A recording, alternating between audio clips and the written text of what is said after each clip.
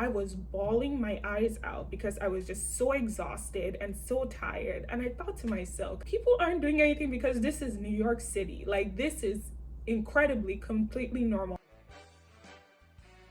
Well, hello everybody, my name is Kemi Abando and welcome back to my channel where I discuss all things home, which is currently Ottawa, Canada, and all things away, which is travel. Yay! Subscribe to my channel if you haven't subscribed.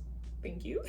But in today's video, I will be discussing, as the title suggests, my solo trip to New York, my itinerary, and how I was able to keep costs to a minimum of, I believe, like $500 Canadian for the whole weekend. But first, this trip actually was meant to be a 24-hour trip.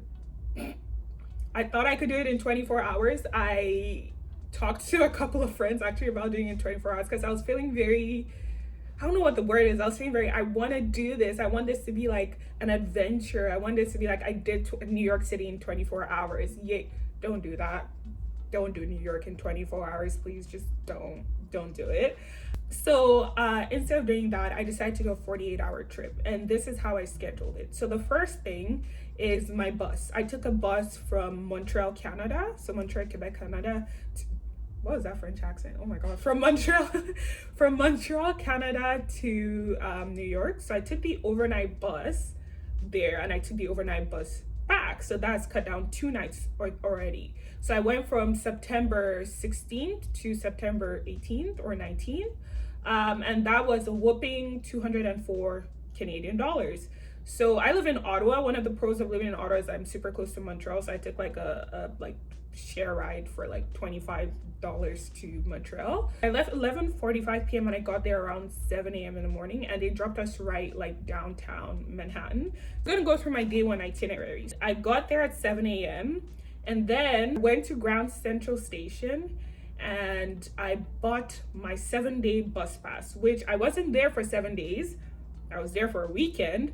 But I bought a 7-day bus pass because it was an unlimited bus pass and it was $33. So $33 roughly in Canadian is $40.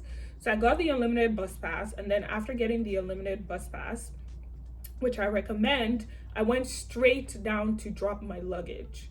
Now this is the kicker. My Airbnb check-in wasn't until like 4 p.m. or something dramatic like that, and I couldn't lug my luggage around.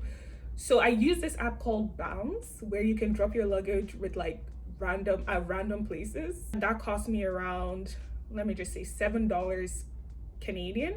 So I dropped it, took a photo, got out. I also was able in that place to change my dress and like do a little bit of a prison shower, if you know, you know, and then just wear my clothes, and then I got out. So my first stop was Grand Central Station. I wanted to see the pretty like gold place where people shoot a lot of movies, and it was beautiful. I'm gonna insert some clips here. It was absolutely gorgeous and it was nice, and it wasn't too crowded because it was early morning still, so it was very, very nice and pretty. So I took some photos, I took some videos, and like I really liked it. But then we gotta move.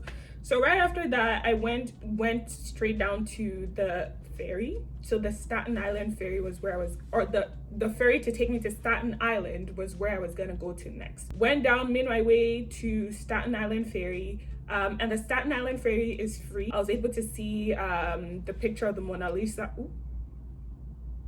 I was able to see, not the Mona, I'm getting my monuments wrong. I was able to see the Statue of Liberty. I got to Staten Island. I was able to go to the Snug Harbor Botanical Gardens, as well as go to the 9/11 New York Memorial. Right after that, I went back to Manhattan and I went on my tour. So the tour was a food tour called Free Tours and Food. So these were one family homes at 200 square meters and 2,000 square feet. And at that time I was hungry, so I went on that, and that was technically free, but you kind of pay a little bit of like a tip or a gratuity. I think I gave them $20 because the tour is really good and the food was really good. So it's all inclusive with your food, with everything, and you get little snacks and stuff like that. It was very nice, and it was nice to meet other people. So after that, I was tired. So in my itinerary, you would see something called rest. And so where did I choose to rest? The New York Public Library. I was gonna take a fat nap there. Those chairs are uncomfortable, by the way. I think they did it on purpose.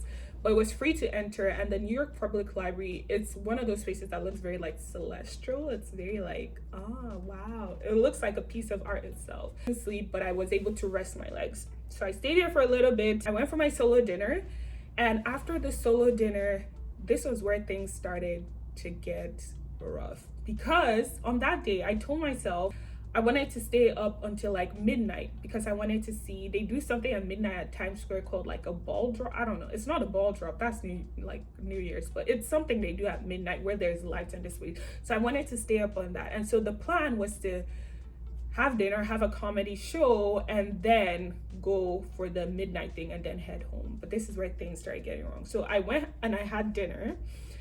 After dinner, I think dinner was in Brooklyn, and that's also where my Airbnb is. But I went, I had dinner, and I came back to the city, and I was like, okay, you know what? Screw the what do you call it? The comedy show, because I was like very tired. But also I kind of want to see the Roosevelt tram because it's meant to have beautiful views of New York, especially at night. But at that time, my battery had already started dying. It's where I really should have turned back home. But I took the tram. It was again gorgeous, and it was free because of boom, boom, boom, my bus pass. The minute I landed back in Manhattan, my phone died. Oh, I was scared. I was terrified because I had no idea where I was, and I was so scared. And the thing with New York is that they have a little like hubs where you can connect to Wi-Fi, but not really little hubs where you could charge your phone. But almost everywhere I was encountering at that point had no charging port or whatever, so I had to go to this very sketchy bar and get a glass of like beer or something and charge my phone. But when I got to downtown Manhattan, my phone died yet again, and I was mad, I was tired, I was exhausted, and I sat down in like a bus station. I forgot where it was, but as a bus station, I was bawling my eyes out because I was just so exhausted and so tired. And I thought to myself, because nobody was doing anything, and I realized people aren't doing anything because this is New York City. Like, this is incredibly, completely normal. And I thought to myself, because this is New York City, I will be all right.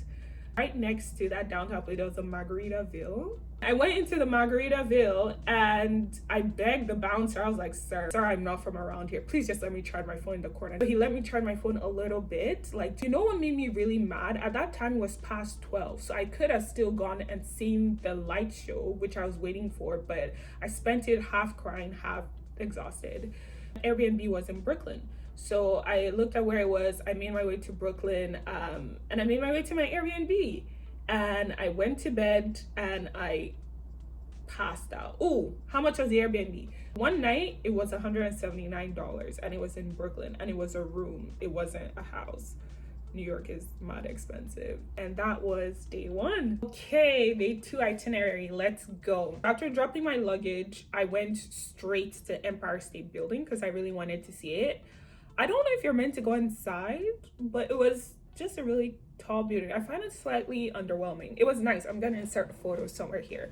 This is where I kind of made room for spontaneity. While I was walking back, I saw a lot of people in Mexican like flag colors and like lined up, and I realized it was okay. I asked, and they said it was Mexican Independence Day, and there was this awesome parade. Voy a cantar suavecito, suavecito, suavecito. It was just very nice. It was very very nice. And then right after that, I went to the Brooklyn Bridge.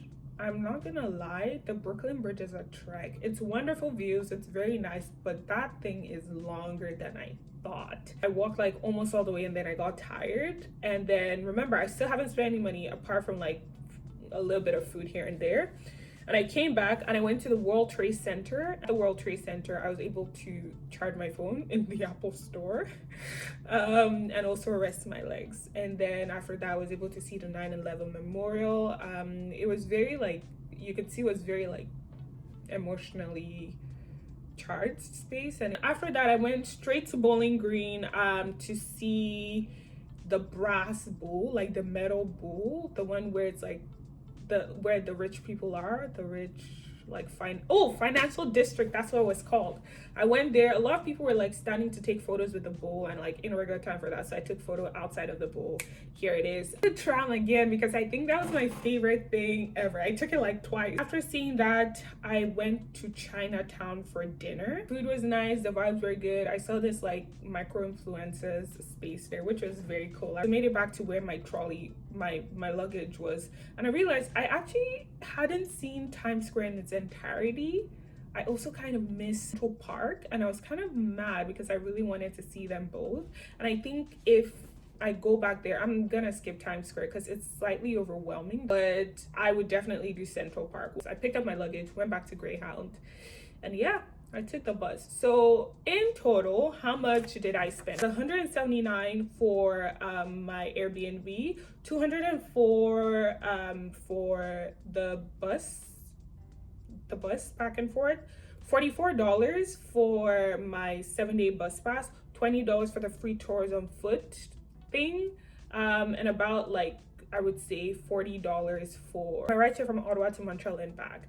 So altogether, I think that was $507 Canadian, which is cheaper in American, and I have no regrets. I don't feel like there's anything like I missed like that is New York City, apart from seeing New York from a tall place, which I wanted to, but the tram kind of allowed me to do that, as well as I was able to see the skyline from like the Staten Island ferry. And as for neighborhoods, I was mainly in Manhattan for like seeing stuff, but I really liked Brooklyn. Also, my favorite thing I would say was definitely the Roosevelt tram, as well as my free tours on foot food tour. I didn't like about my trip, honestly, New York is pretty from the top up. Like the buildings are wonderful, the brick colored everything, the skylines, but from the waist down, New York is dutsy.